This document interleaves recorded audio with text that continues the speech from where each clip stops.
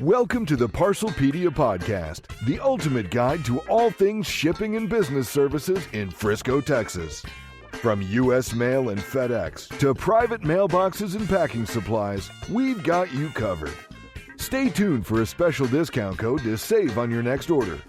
And now, delivering expert tips and insider insights with a smile, here's your host, James Banks, owner of ParcelPedia.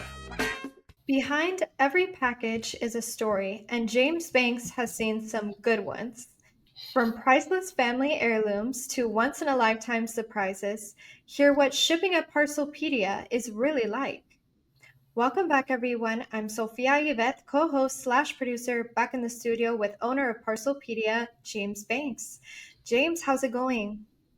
Hey, Sophia, I'm doing great today. How are you? I'm doing great also. Wonderful, James. Let us know. Can you share a memorable story of a customer or an interesting item you've helped ship? Ooh, memorable customer or item. Yeah, I'll give you one of each. How about that? I'll start with the item, actually. Memorable item. This is actually from a while ago. This is like close to 10 years ago. I had a customer come in, new customer, never met him before. And he just asked me, just real frank, hey, can you ship overseas? And I was like, sure thing. Yes, sir, we can. And then he kind of doubled down, can you ship to Afghanistan? And I said, yes, sir, I can. I'll double check, but I'm pretty sure we can. So I did all my checks with my resources and we were good to go. And he goes, okay, I'm going to bring it in.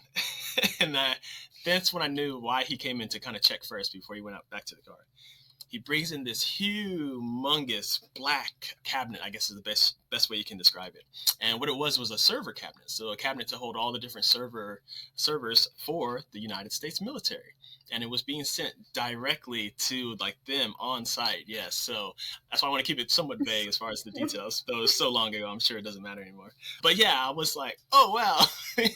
Yeah, we can do that. And I was fairly new to the job at the time. For me, it was just a really big moment. I could tell it was super important. He needed to get it there and it was going pretty far, So I called everyone I could as far as my help, my resources, and we got it done. We made sure it happened. It got there safely with no issues. That was one of my very first successful international shipments. It happened to be to help out our troops, which I think is really cool. I'll always remember that shipment.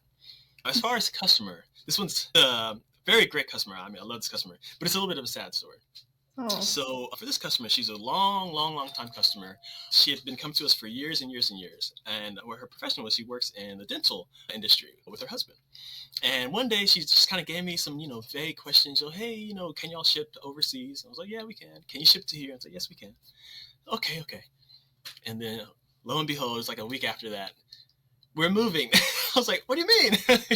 So they were picking up and moving overseas, but they had a home dental practice and they had to move their practice as well. So they had a list of at least 10,000 items of just dental items with all the different bits for the drills, all the different chemicals they use. Everything.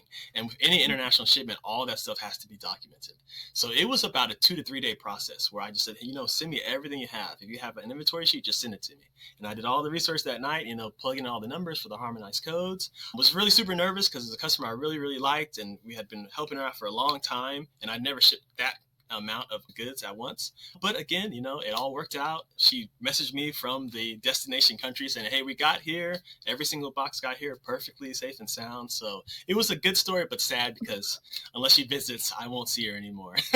So yeah, I know. I was like, it hurt my heart to see her go. But at the same time, people move and they have things they have to deal with. So I was glad that she trusted us to help her make that transition in her life. So that was cool that she put that faith in us.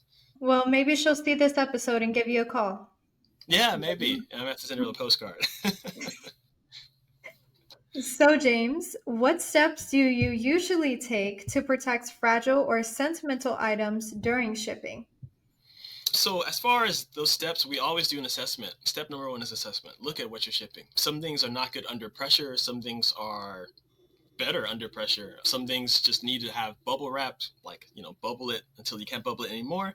And some things need to just have loose paper. So assessment is huge. You got to know what you're packing to really do a good job of it. And second, just the material. Knowing what material works for what items, whether it's paper, foam, bubble wrap, anything of that nature, spacers, blocks inside the box. A lot of different ways you can pack a box to secure the material, but you should know what it is you're packing to do it correctly. So we always assess the package. After that, we take an inventory of what we're shipping. When we document.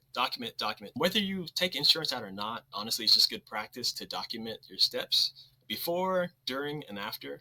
In case anything comes up, you have your proof right there. We do all those things for our customers just to take that burden off of you, but to also offer that peace of mind that your package is going to get there nice and safe. So, James, how do you help customers feel more confident about international shipments?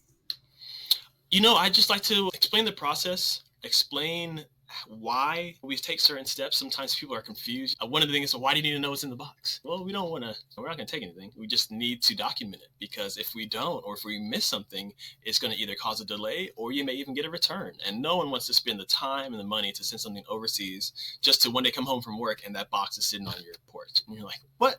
I sent this out 2 weeks ago, Why is it here? Because then it's a whole headache. So we always try to make sure that your package is going to be easy to process for customs.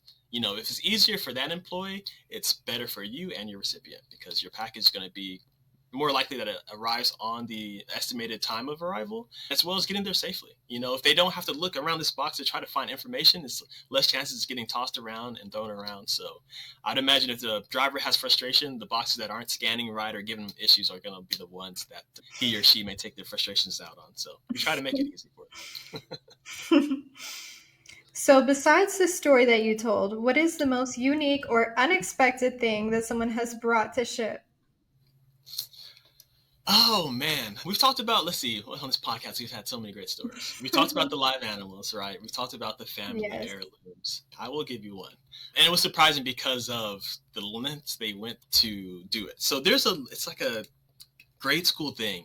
I didn't do it in school, but I've seen it time to time, called, I think it's Flat Sam or Flat Jack. It's a little cutout character that kids make. It's sort of like a laminated guy. And they mail it around to family members. And normally they will take a picture with him and then send it back so they can kind of document his travel. And unfortunately for this family, the last family member that handled this was not in the States. So they had a deadline for the project. So they had to expedite this little laminated guy to another country. I think it was in Europe. And it would cost so much money. Oh my goodness. And I explained to them, you have other options, you have this and that, but no, in order to get it in the deadline, we have to do this. So they're willing, which I, applaud to their parents. You got to look out for your kids and help them out. I may have tried to find a different solution, but they did it. They bit the bullet and they paid for it. I think it came out to probably around $70, almost $80 to send a little, crayon colored plastic guy halfway across the world.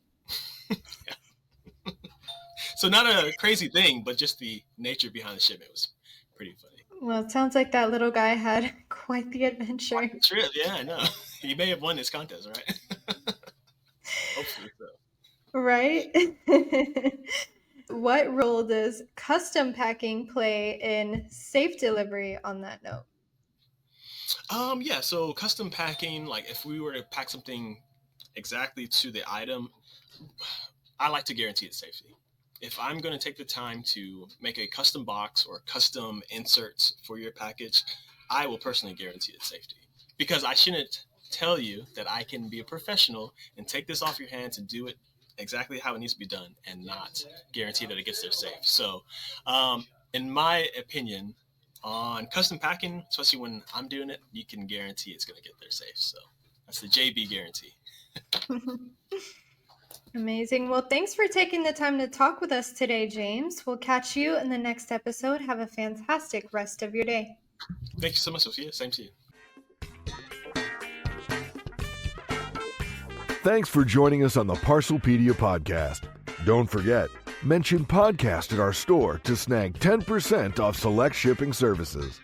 Stop by at 8992 Preston Road, Suite 110, Frisco, Texas, or give us a ring at 972-335-1450. We're here to make your shipping a breeze. Until next time, keep shipping and smiling.